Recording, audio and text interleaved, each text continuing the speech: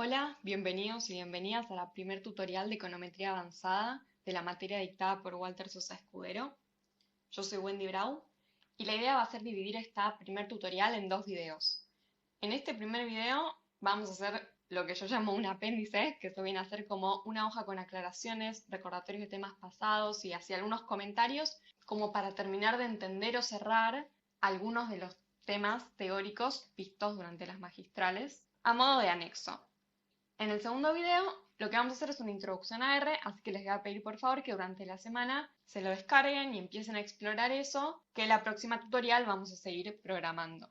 Así que bueno, empecemos con el apéndice.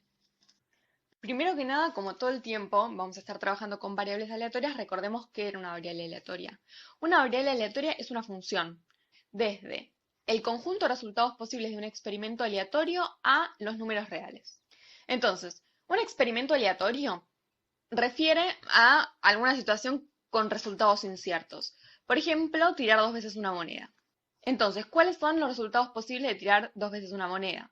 Bueno, pueden salir las dos veces cara, una vez cara y una vez seca, primero seca y después cara, o las dos veces seca. Entonces, estos son los resultados posibles del experimento tirar dos veces una moneda. Entonces, una variable aleatoria que puedo definir, por ejemplo, es cuántas veces salió cara. Entonces, si yo tengo los resultados posibles, tengo cara cara, cara seca, seca cara y seca seca, y mi variable aleatoria es la función veces cara, yo eso lo mapeo a los números reales como, bueno, si sale esto, sale dos veces cara. Si sale cara seca, sale una vez. Y seca seca sale cero veces cara. Entonces acá yo inventé esta variable aleatoria que es la cantidad de veces cara y mapea los resultados posibles del experimento a los números reales 2, 1 y 0. Y del mismo modo yo podría definir, no sé, cuántas veces sale seca.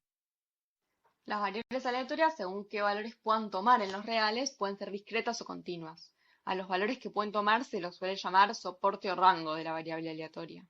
En el caso de las variables discretas van a tener una función de probabilidad puntual y las variables continuas van a tener una función de densidad de probabilidad. Walter dijo que durante el curso decretamos que se cumplen las condiciones para que cualquier función de una variable aleatoria sea una variable aleatoria. Por ejemplo, un ejemplo de una función de una variable aleatoria podría ser, en el caso de la variable aleatoria que habíamos usado como ejemplo, que era cuántas veces sale cara, que mapeaba desde los resultados del experimento a los valores reales 2, 1 y 0, yo puedo aplicar una función g que sea, no sé, por cada vez que sale cara te doy 2 pesos. Entonces, esa función g, a su vez, mapea a los valores reales, no sé, 4, 2 y 0, ¿no? También termina mapeando resultados de un experimento a valores reales. Después, acá quedan escritas las definiciones y las propiedades de la esperanza y la varianza. La esperanza era ponderar los distintos valores que puede tomar la variable aleatoria por su probabilidad de ocurrencia y sumarlos. Para hacer la esperanza una función de una variable aleatoria, en vez de ponderar los valores de la variable, pondero los valores de la función de la variable. Acá está la definición de la varianza. Noten que la varianza a la vez es una esperanza, o sea que podemos pensar que lo que está dentro de la esperanza es g de x, y luego aplicar la fórmula de arriba, y que otra forma de escribir la varianza era como la esperanza al cuadrado menos el cuadrado de las esperanzas, y después propiedades que todo el tiempo vamos a estar usando, como que la esperanza es una constante, es la constante, y etc. En general, lo que nos va a interesar es la relación entre varias variables aleatorias. En ese caso, hablamos de un vector aleatorio. Por ejemplo, el vector compuesto por las variables y x, que para ejemplificar pueden ser el peso y la edad. En este caso tenemos distintas distribuciones de probabilidad. Por un lado está la probabilidad conjunta. La probabilidad conjunta refiere a un valor específico del vector, a una combinación de valores. Por ejemplo, la probabilidad de que el peso de una persona sea 70 kilos y que esa persona a la vez tenga 40 años. En cambio, la probabilidad marginal refiere a la probabilidad de una de las variables. Por ejemplo, la probabilidad de que la persona pese 70 kilos. Y se puede calcular como la suma de las probabilidades conjuntas correspondientes. Es decir, la probabilidad de que una persona pese 70 kilos en general es lo mismo que la probabilidad de que una persona pese 70 kilos y tenga un año, la probabilidad de que una persona pese 70 kilos y tenga 2 años, más la probabilidad, así sucesivamente, la probabilidad de que una persona pese 70 kilos y tenga cada una de las distintas edades posibles. Por su parte, la probabilidad condicional refiere a la probabilidad de que una variable toma determinado valor, por ejemplo, que una persona pese 70 kilos, dado o sabiendo que tiene, por ejemplo, 40 años. Y esta probabilidad la podemos calcular como la probabilidad conjunta, es decir, la probabilidad de que una persona pese 70 y tenga 40 años, sobre la probabilidad marginal, es decir, sobre la probabilidad de que una persona tenga 40 años. Como Walter dijo, la esperanza condicional es una variable aleatoria que es función, en este caso, de X. Por ejemplo, la esperanza del peso de una persona, dado que sabemos que esa persona tiene 10 años, supongamos que podría estimarlo agarrando al grupo de personas de 10 años y promediando sus distintos pesos. Supongamos que, obvio que no, pero supongamos que 100. Y luego puedo querer saber la esperanza del peso, dado que una persona tiene 20 años. Entonces lo puedo estimar con el grupo de las personas que que tienen 20 años. Supongamos que el peso promedio es 200, obvio que no, y así sucesivamente. Pero entonces lo que vemos es que la esperanza condicional de y dado X varía según el valor que tome X. Si queremos graficarlo con el grafiquito que habíamos hecho, si esta es la edad y esto es el peso, por un lado tenemos la variable aleatoria edad, y según en qué grupo de edad estemos, tenemos otra función que es la esperanza del peso según la edad, que va a ir tomando los valores correspondientes, 100 o 200.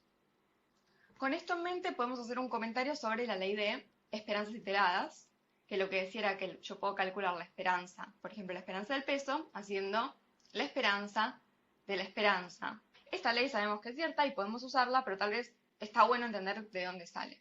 Vamos a partir de acá, de la esperanza y tratar de llegar a la esperanza de y. Entonces, para pasar del primer paso al segundo, lo que nos tenemos que dar cuenta es que acá lo que estamos calculando es la esperanza de una variable aleatoria, porque dijimos que la esperanza condicional es una variable aleatoria, y que esta variable aleatoria es función de x, o sea, esto yo lo puedo llamar g de x. Es decir, por un lado, puedo pensar a la esperanza condicional como una función de x, y a continuación es simplemente aplicar la fórmula que estaba escrita unas filminas atrás sobre cómo se calcula la esperanza de una función de una variable aleatoria. Y eso es lo que tenemos acá. Vamos sumando los valores específicos que puede tomar la función de la variable aleatoria, ponderados por la probabilidad de ocurrencia de cada uno de los valores de la variable aleatoria. O sea que así pasamos del primer renglón al segundo. Luego, el siguiente paso, ¿cuál es? Desarrollar la esperanza de y, dado que x toma un valor específico. Y eso es lo que tenemos acá. Entonces pongamos la esperanza, esto, del peso, en el grupo de 10 años de edad. Y ahí se calcula con la fórmula de una esperanza cualquiera, solo que estoy tomando la esperanza dentro del grupo de 10 años de edad. Por eso las probabilidades yo las tengo que considerar dentro del grupo de personas de 10 años de edad. Entonces voy multiplicando los valores que puede tomar la edad por la probabilidad de tener cada una de las edades dentro de ese grupo de personas de 10 años. El siguiente paso es simplemente álgebra.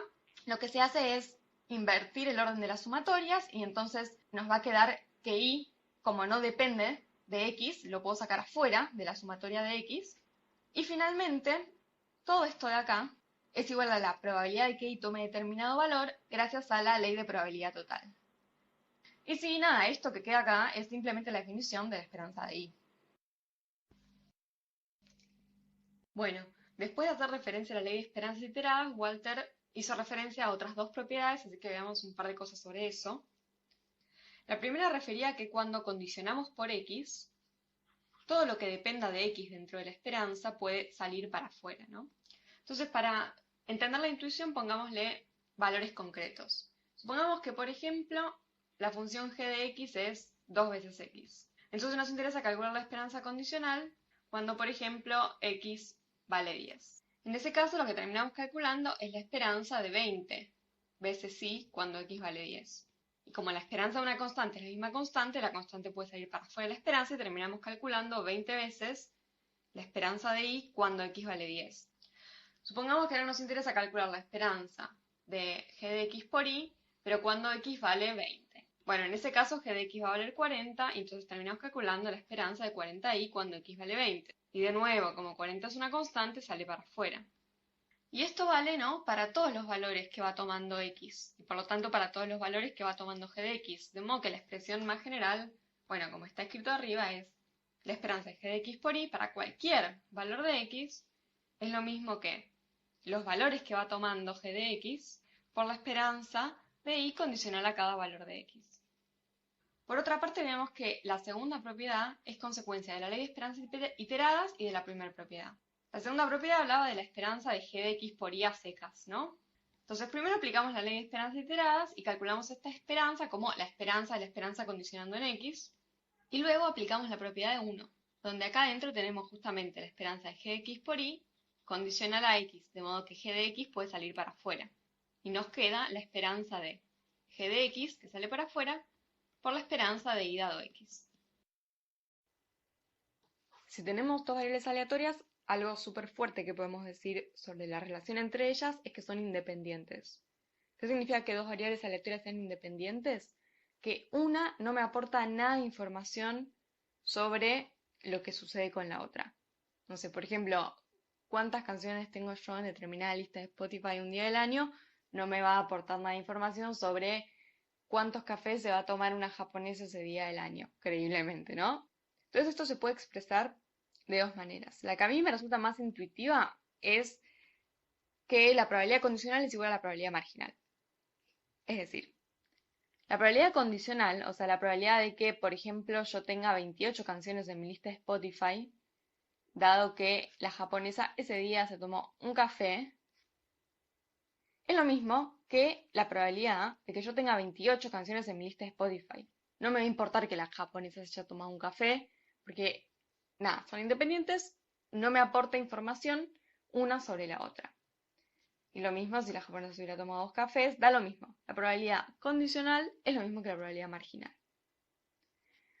Otra forma de expresar la independencia es diciendo que la probabilidad conjunta es lo mismo que el producto de las marginales.